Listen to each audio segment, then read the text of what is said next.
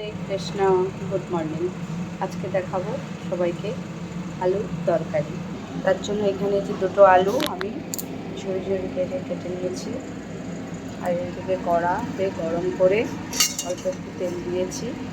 তেলের উপরে এবার একে একে দিয়ে দেবো কালো জিরে, অল্প করে গোটা জিরে, একটা শুকনো লঙ্কা আর একটা তেজপাতা।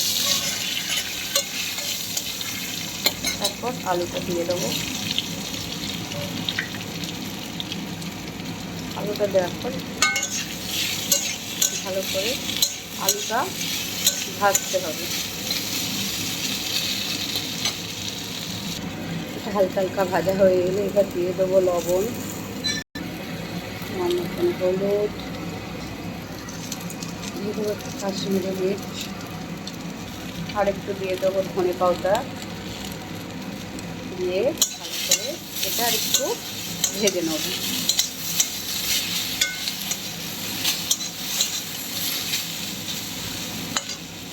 একটু ভাজা ভাজা হয়ে এলে এবার দিয়ে দেবো জল।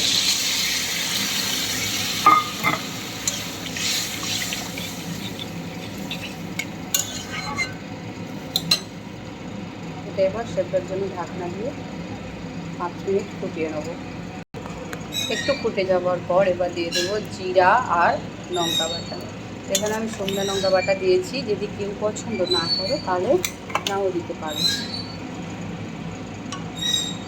তরকারিটা হয়ে গেলে নামানোর আগে একটু ধনে বাটা আর একটু গরম মশলা দিয়ে নাড়িয়ে নেব।